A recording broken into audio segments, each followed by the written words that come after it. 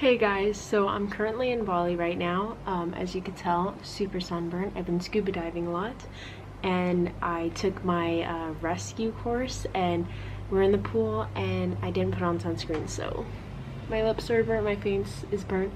Don't recommend. Anyways, so for today's video, I'm going to be talking about a topic that many people have been entering my DMs for and have been messaging me, like, how do you manage to travel full-time? Because we see people all over the internet quitting their jobs, going to travel the world, and it almost seems like you start to question what you're doing wrong, because that sounds like a dream, right? To quit your day job and just travel full-time 24/7, not a care in the world, and everything's all glamorous. You see their Instagram posts or YouTube videos and you're like, what the heck, why can't I have that life, you know? So this video, I'm going to be talking about my personal experience of quitting my job and traveling the world, how it's practical for me. Not really a video on how you could do it, because everybody's situation is completely different.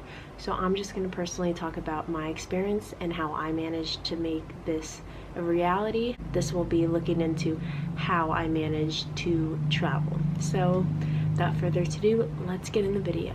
So I'm going to start off this segment of the video discussing my privilege in being able to travel the world, because I feel like many people make it seem like it's extremely easy, that yeah, I just had a 9-to-5 job and I saved up and now I travel. But they don't talk about the privilege or how they really managed to do that. So for me personally, my grandma lived in Orange County, and she let me live with her for free, and she paid for groceries, and obviously I didn't have any rent, so my only two things I had to worry about was going to school and working. I was privileged enough to be able to not have to worry about paying for rent, paying for my textbooks, paying for all these college classes, because I had family support. If it wasn't for that, I honestly have no idea how I would have been able to save up enough to travel. So for my personal experience, I was living with my grandma. I had groceries paid for, rent paid for, and I just gotta save up, right? So just want to put that out there. That's how I was able to save up my money. While traveling, it's 100% funded by me. I worked really hard in order to fund this travel. So nobody gave me extra money to go travel. Nobody was like, here's $1,000 for your trip, you know, nothing like that. So I saved up every dime to travel, but I did have financial support while saving up. You see what I mean? So, okay, moving on. Okay, so how I managed to budget and save up was I would get my paycheck every month, and I would only put $100 in my checking account and put everything into savings, and I would only move it out of savings if I desperately needed to, which was rare. So I would try to limit the amount that I went out to eat, hung out with friends, to go to the movies and all that stuff, even though it is so tempting to just go out to eat all the time with your friends and go to the movies all the time and go like roller skating, whatever you like to do with friends or whatever. I just severely restricted the amount that I spent, so I was a little more stingy. Because I knew my end goal, and I think the most important thing when budgeting and trying to save is to know your end goal, because if you don't have a goal at the end, it makes it very difficult in situations where people are like, hey, let's go out. It's so easy to say, okay, yeah, sure, and go spend on an expensive meal or activity. Whereas if you know why you're budgeting and saving, like if it is to pay your rent, or if it is to get a certain item that you've been hoping for, like a camera or laptop or something, or it is to travel or get your scuba diving certificate or anything like that, there's a greater incentive to say no, hey, let's just like chill at home, or let's do something that requires no money, you know, or not so much money. But I made it a rule to myself not to be extremely stingy, you know, like this life is meant to be lived and have fun. So if you are budgeting, yes, say no to certain things, but don't say no to everything, because that would just make a very depressing and sad budgeting period, because then you're just going to be saying no to everything. It took me 2 years to save up money, enough money that I felt comfortable to travel, and if I said no to everything for 2 years, that would have been a waste of my 2 years. I would have been so sad and so depressed. I mean, I was, don't get me wrong, but I think I would have been even more lonely and sad, and because I wouldn't be doing anything. I'd just be constantly pushing through school, constantly working, and you should have fun. You know, budget all you want, but have fun at the same time. Don't be super, super stingy and penny pinching, because that's a recipe for disaster, you know. It takes really long to make a lot of money, and it's really fast to blow all that money. And I know it's like kind of obvious and most people know that, but I'm 20, I'm getting into the real world, I'm learning about paying for my own things and budgeting and spending and all that stuff, and wow, I worked 2 years. It took me so long to save up that money, and then within 6 months, like halfway through my savings, and I'm like, what the heck, you know? And many people, they ask me, how do you manage to travel, how do you do it? And then I tell them, like, oh, I saved up a bunch, and you know, I'm just blowing through savings kind of thing. Many people, that's not the kind of life they want to live. Many people like security. Security is nice, but I don't know, like, not many people would want to work 2 years, save up a shit ton of money, and just blow it all away within a year, and then start from scratch and redo the whole cycle of having zero money and having to build up your savings all over again. Because it is a little ridiculous when you think about it, but for me, I'm only 20, so I feel I'm at that age where I'm young, I don't have much to worry about, I don't have kids yet, I don't have an apartment, and you know, I don't have the greater stressors that many people in life have yet. So I thought money will come back, I'll work extra hard for it when I go back home. And so I'm just kind of blowing it right now to see the world. So it is depressing knowing how many hours and hours I've spent working just to see it just disappear every month while traveling, you know? But it's the kind of life you sign up for when you decide to quit to travel, you know? There's pros and cons, and that is a con, you know, watching your bank account go down and having a lack of security, you know? So that's the reality. So when people hear that I'm traveling nonstop, full-time, whatever, for this year, they assume that I'm just living the best life, seeing the world's most beautiful places and just having fun and just carefree, and that's not really the reality. Of course, I'm not going to post on Instagram me crying and struggling and planning out where I'm going to be sleeping the next night and all that kind of stuff, because why would I post that, you know? I'm going to post me on a beautiful beach because it's so pretty, right? So the reality of traveling is, it is like nonstop traveling. It is extremely stressful. You can easily get homesick, and it feels, being homesick is an awful feeling because you can't just teleport back home, you know? You're stuck, basically. I mean, you could buy a plane ticket, but then you get home and you want to continue traveling. So, and it's just not knowing where you're going to be sleeping the next night sometimes, and just having that constant, like, where am I going? What am I doing? Like, not being in your home country, not speaking the language, you know, the language barrier. It's just, it is very stressful traveling constantly. You know, you do get very tired, you could get burnt out. So it is good while traveling to take a few days in like a hotel room or an Airbnb or a hostel to just relax. You know, no sightseeing, just eat, relax, and contact friends, family, whatever, because homesickness and all that kind of stuff could really burn you out while traveling, and you could end up being very miserable while traveling. And constantly having to organize your trip. If you're not a type of person who is very organized and doesn't like doing that kind of stuff, traveling full-time will be extremely stressful. I'm just gonna say that, because I have like a a Google Doc that has all the dates of my traveling, and I organize where I'm going, what I'm planning to do, and then I have to email all these people and pay for accommodation and figure out what food's around and like ferries to get me to a certain place or buses and all that stuff. So it's chaotic sometimes, and there's sometimes I'm in my Airbnb for a whole day or 2 days planning everything out, super stressed out, just ordering takeaway and stuff, and like super miserable. But I'm not going to post that because nobody wants to see that, you know.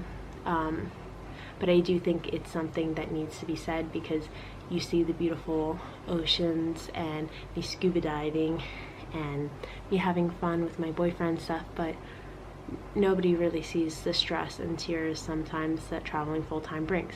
Some people are better suited for the 2-week vacations or 3-week vacations or a month vacation and going back home and then doing that again. That sounds very practical and it's nice. You get to see certain parts of the world spread out. You don't have to do it all in one go, you know what I mean? Some people like just going out for a year, seeing everything they want to see, and then not traveling for a while, you know? And some people like to travel in increments.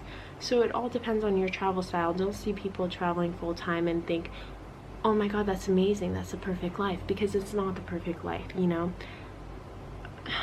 I remember when I was at home and I was watching Lost LeBlanc's videos, and I'm like, wow, like he has a perfect life, he's traveling full time, he's just, you know, perfect life. And I would cry at home, like bawl my eyes out, cry myself to sleep, like why can't I have that life, you know? Like he worked a 9 to 5 and he just quit and got in a backpack and traveled the world, and now he's a billionaire, millionaire. And I was like, why can't I have that life? And then I jumped into it and I quit my job, I got rid of my things, and I went out, and I didn't see the reality behind the planning, the stress, the not having a stable place, you know?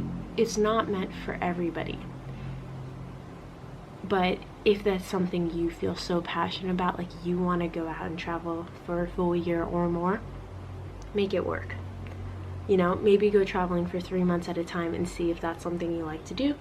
But again, it's not for everybody, and that's okay, you know? So I pretty much only have 4 things that I did in order to travel for a year. And so they are budgeting, planning, sorry, I have like notes on my phone that I'm going through, downsizing, adopting minimalist life, or mindset, and figuring out what connections around the world I have. So for the first one, I already kind of went over budgeting and saving up, and then number 2, planning. Before I went traveling, I made a rough estimate of the places that I really wanted to see, about 13 different countries, and it ended up changing while traveling, but in each of the 13 countries I put the top things that I really wanted to get out of, what I wanted to see, what I wanted to do, and all that kind of stuff.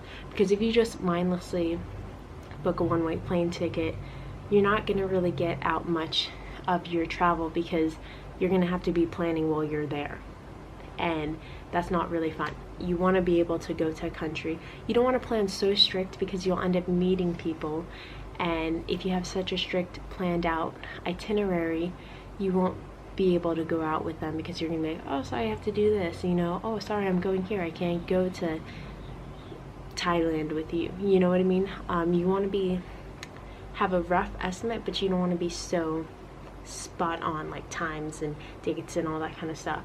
Just know what you want to do, know what you want to see, and know how you're going to get there and how you're going to do that. So for the third one, downsizing and adopting minimalistic mindset, I got rid of about 8 to 10 bags of clothes before I went. I'm not saying you have to get rid of everything you own in order to travel, but it is nice, because when you are packing, you don't want to be checking in your luggage every single plane ride you have, and lugging around everywhere you go is exhausting, right? So, and it could get pretty expensive constantly paying for checked luggage. So it is best if you buy a carry-on bag if you're going to be traveling for months to a year at a time, right? So I just have a backpack, and I did acquire quite a few things on top of that. And so now I might have to check in my bag for the first time ever in a few days, because I'm going to Komodo Island in Indonesia, and I have to take a plane there. Anyways, so I really organized the things that I like, you know, Marie Kondo, like only keep what you really absolutely need and love. And that's what I did. I downsized so much, and it enabled me to have this mindset of like, oh, I need to pack everything in my suitcase, to where it's like I'm only packing what I really will need while traveling, you know. And sometimes, you know, with this materialistic mindset that many people have with, you know, like fast fashion, all that stuff, things that you just, living in a more developed country, you think you need all these outfits and all these nice stuff. You don't. Okay, so adopting a minimalistic mindset helps you better plan your travel, luggage and all that stuff, which I think saved me a lot. You know, I think that's one of the keys you need while traveling, is you don't need to have like the strictest minimalistic life mindset, but you should have it to a certain degree, you know, because you can't bring everything. You can't bring your pillow pet, which I wish I could have brought. You can't bring your favorite jacket, your favorite shirt, your favorite like 5 shoes, you know. You just can't do that. I just have a pair of sandals and a pair of sneakers, and even the sneakers, I'm like, God, I really didn't need these, you know. So you have to know where you're going, what you're planning to do, in order to bring the most accurate clothing and most accurate like things, because you don't want to bring, like, if you're going to Asia, you don't want to be like Southeast Asia, you don't want to be bringing all these pants and jackets, because you won't really need them. You know, you don't want, if you're going to Europe, you don't want to be bringing all these bikinis and shorts and tank tops if it's getting to like winter or fall, you know. So you just want to be smart in what you're planning to pack. Oh my god, I just deleted my notes. How do I go back? That sucks. How did I do that? I don't know. Okay, so for the last tip was figuring out what connections you have around the world. If you are privileged to have family all around the world and be able to stay with them while traveling in certain countries, that's amazing. It helps save on so much money. So if you do have a bunch of family all over the world, you most likely won't have to save up as much as somebody who has 0 family all around the world. So when you are deciding how much to save for traveling, take into account who you could stay with while traveling. So I knew I was going to stay in Germany for 6 months with family, so I knew I didn't have to save up loads, because for 6 months out of the year I'm going to be staying with family for free. So I didn't have to be super insanely stressed out and have to save up loads of money, because I knew I was staying with family. I also have connections in the Philippines, so I knew in the Philippines it wasn't going to be the most expensive travel, because I have connections there and I have different places I could stay. Same thing with Switzerland. Switzerland is a very expensive country, and if it wasn't for connections I have there, I wouldn't have been able to go to Switzerland. So take into account the places you could go with the connections you have. Figure out if you could stay there longer periods of time, and it really helps save lots of money if you have family or friends around the world. Many people don't. Many people, like, say if you're in America, your whole family's in America, you don't know anybody who lives in Europe or Asia or anything, or in Africa or anywhere else, then you might have to save up a lot more money if you're deciding to travel for a long time, because you don't have free places to stay. Okay? Also, a tip would be to look at hostels. If you're a youth, they even have non-youth hostels. It's one of the cheapest ways to travel. There's couch surfing, which is a little more sketchy. I haven't done it. Spencer's done it. He's in India doing it. He's having a great time. In Southeast Asia, Airbnb is your friend if you want a little more luxury for really cheap. Like I say, in places $15 a night, which is the price of, it's way cheaper than some hostels in Europe. So if you want your money to last longer, Southeast Asia is the way to do it. India is a great place. If you want to travel for a few months at a time, Europe is a good place because you could go to a bunch of different countries, but it is more expensive. So determine what kind of travel you want to do, and that will in turn determine what kind of budgeting you have to do and how long you have to really budget for. So yeah, if you guys have any more questions on budgeting or how I managed to travel for a year in total, or about my journey or whatever, leave it in the comment section below. I hope this video was helpful. I know it's not extremely informative, but it is my experience. It's what I've been able to do. If you have any questions, concerns, just let me know. Happy to help, happy to answer. But yeah, thank you guys so much for watching it, and until next time, peace out.